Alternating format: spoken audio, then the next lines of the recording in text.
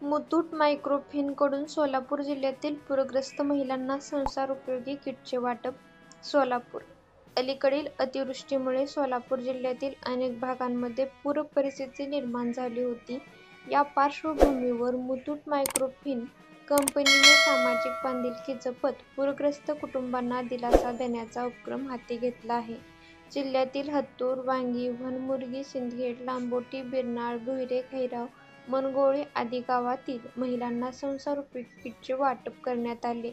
या किटमध्ये दैनंदिन वापरातील वस्तूंचा समावेश असून पूरग्रस्तांना दिवाळीच्या पार्श्वभूमीवर मोठा दिलासा मिळाला आहे. पुरामुळे शेतकरी आणि ग्रामस्थांचे मोठ्या प्रमाणात नुकसान झाले आहे. अशा परिस्थितीत मुथूट मायक्रोफिनने मदतीचा हात पुढे करून सामाजिक जबाबदारीचे उदाहरण घालून दिले आहे.